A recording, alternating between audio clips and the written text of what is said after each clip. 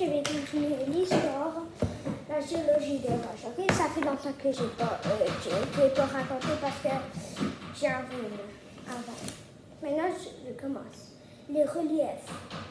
Ce terme fait référence à tous les éléments naturels sur la surface de la Terre qui présentent une forme ou une morphologie distincte.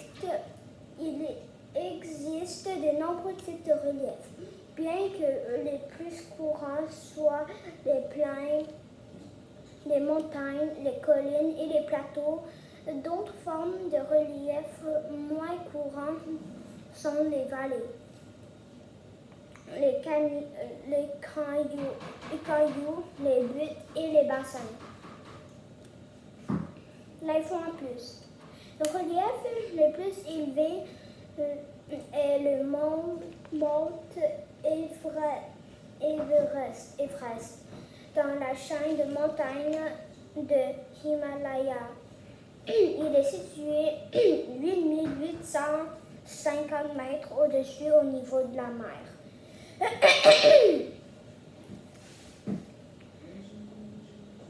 Le type, attends, je pense que j'ai déjà fait ça. Attends, je pense que j'ai déjà.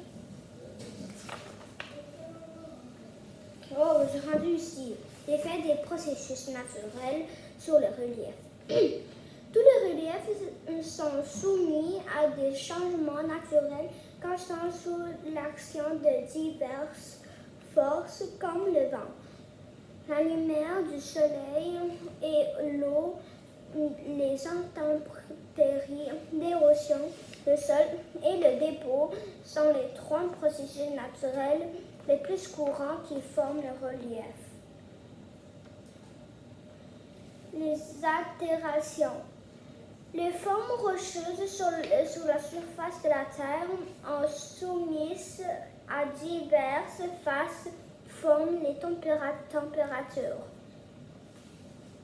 extrêmes ou l'écoulement de l'eau, qui entraînent des altérations. Il existe trois principaux types d'altérations: physiques, chimiques et biologiques. Au fil du temps, l'eau peut éroder les roches et même creuser à l'intérieur. Les altérations. Les formations rocheuses à la surface de la Terre sont soumises à diverses forces, comme les températures extrêmes ou l'écoulement de l'eau, qui entraînent des altérations. Il existe trois principaux types d'altérations. Altération physique. Tout changement de température des roches peut les faire craquer et éventuellement faire en sorte qu'elles se brisent. Le processus de formation de fissures à la surface de la roche ou du sol est appelé exfoliation. Lorsque l'eau est continuellement en contact avec les roches près des fleuves ou des mers, elle provoque des altérations dans les endroits au climat froid. L'eau s'infiltre dans les fissures, gèle et se dilate. Entraînement au rupture des roches. Ce processus est connu sous le nom de congélation-décongélation. Les altérations physiques en courant dans les déserts chauds et froids.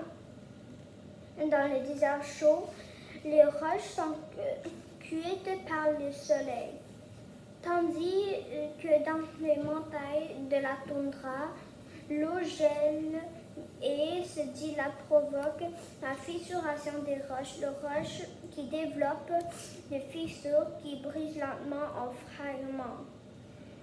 En altération suivie à l'érosion, lorsque les fragments sont ramassés par l'eau ou les vents. Des conditions extrêmement froides et chaudes peuvent provoquer la fissuration des roches.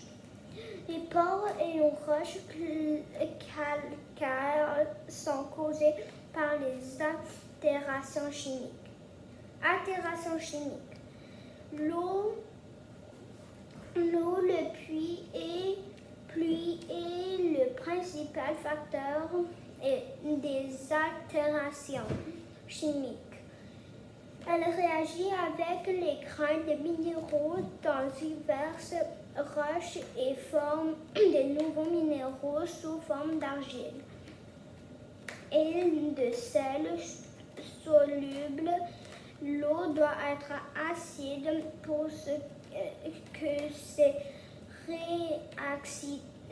réactions se produisent. Les climats chauds et humides sont idéaux pour les altérations chimiques qui sont des événements importants entraînant la conversion des roches en sol.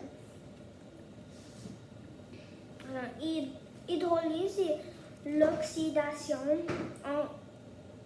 sont deux processus importants des altérations chimiques par lesquels les roches sont déposées dans responsable les grands différents appareils entre les roches différents paysages.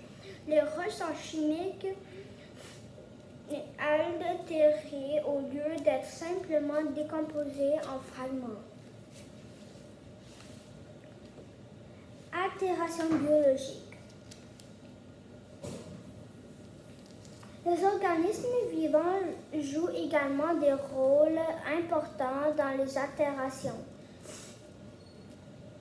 Les arbres robustes envoient ses fortes racines profondément sous les surfaces du sol à travers des fissures et une fuite de temps peuvent briser les roches. Certaines espèces d'animaux sont capables de percer des roches pour se protéger. Elles le font en grattant physique les grains de roche ou en sécrétant les substances chimiques, également des microbes qui peuvent gruger et couchent les roches en produisant certains composés chimiques pour absorber les nutriments. L'info en plus. Le lithium pousse sur des roches et libère les acides afin de dissoudre les minéraux pour s'en nourrir. Ok, aujourd'hui, je vais raconter ici et demain, je vais continuer cette histoire, ok? Alors, je vous vois demain. Au revoir!